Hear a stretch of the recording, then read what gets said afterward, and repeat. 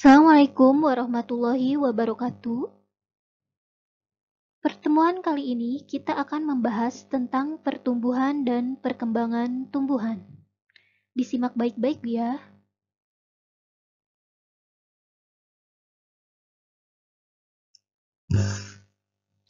Apa perbedaan pertumbuhan dan perkembangan? Pertumbuhan yaitu berawal dari balita, anak-anak, remaja, dewasa, tua, lalu menjadi manula. Sedangkan perkembangan itu apa?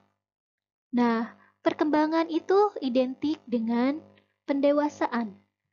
Nah, pendewasaan di sini dimulai dari balita, anak-anak, remaja, sampai tua. Perbedaan antara pertumbuhan dan perkembangan. Pertama, pertumbuhan dapat diukur secara kuantitatif karena mudah diamati. Yang kedua, ada perbedaan jumlah dan ukuran. Yang ketiga, dapat dinyatakan dengan angka, grafik, dan sebagainya. Lalu, perkembangan tidak dapat dinyatakan secara kuantitatif, melainkan secara kualitatif. Karena terjadi perubahan menuju tingkat kedewasaan atau pematangan organisme. Sudah jelas ya? Selanjutnya, proses pertumbuhan dan perkembangan tumbuhan. Nah, proses pertumbuhan dan perkembangan tumbuhan ini dibagi menjadi 3. Ada tipe perkecambahan, pertumbuhan primer yaitu titik tumbuh akar dan titik tumbuh batang. Yang ketiga, pertumbuhan sekunder dan kambium. Kita jelaskan satu-satu ya.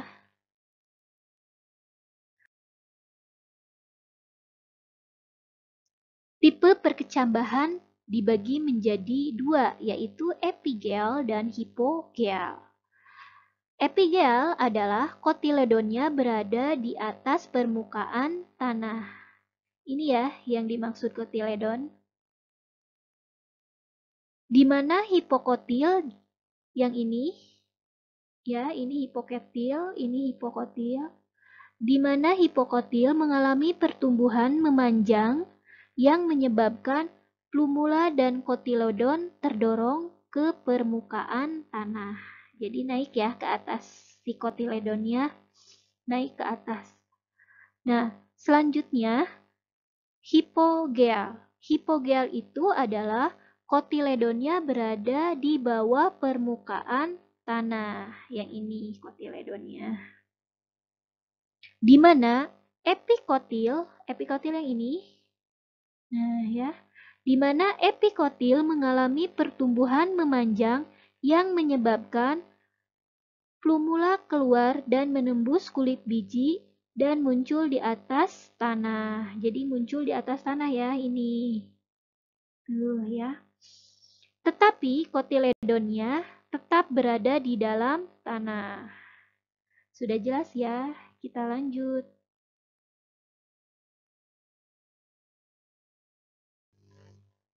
Titik tumbuh akar. Titik tumbuh akar dibagi menjadi 3 daerah atau 3 zonasi. Pertama, zonasi ini yang paling bawah adalah daerah pembelahan proliferasi. Yang tengah adalah daerah atau zonasi pemanjangan atau elongasi. Dan yang paling atas adalah daerah pendewasaan atau maturasi. Nah, apabila si akar ini dipotong, yang ini, yang paling ujung, yang paling bawah dipotong, akan tampak seperti ini. Nah, ini adalah bagian prokambium. Yang paling sebelah kanan, ini adalah meristem dasar. Yang ini adalah protodema, yang ini ya. Dan yang ini, yang paling ujung adalah meristem apikal, ya. Selanjutnya, titik tumbuh batang. Nah, di sini ada titik tumbuh batang. Titik tumbuh batang yang paling atas adalah tunas daun. Ya, yang ini adalah bagian tunas daun, yang ini adalah meristem apikal, yang ini adalah bagian perikambium. Jadi, titik tumbuh batang juga dibagi menjadi 3 zona. Zona pertama zona meristematik, yang kedua zona pemanjangan, yang ketiga zona diferensiasi. Di zona meristematik terdapat tunas daun dan meristem akar. Di zona pemanjangan itu terdapat perikambium. Dan di zona diferensiasi di situ ada epidermis, korteks, ampulur, dan floem primer dan xilem primer ya. Kita lanjut. Di sini ada pertumbuhan sekunder. Nah, pertumbuhan sekunder di sini yaitu adanya contohnya di sini ada lingkaran tahun. Lingkaran tahun yang bulat-bulat ini, nih, ini banyak, yang ini namanya lingkaran tahun.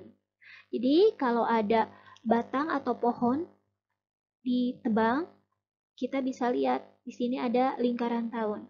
Lingkaran tahun ini bisa mengukur untuk berapa lamanya umur tanaman tersebut.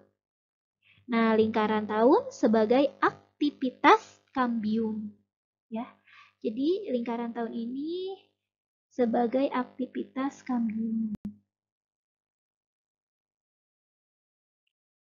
Nah, sekarang lembar tugasnya yaitu kalian bisa catat materi yang barusan Ibu jelaskan di buku tulis kalian, lalu bisa difotokan.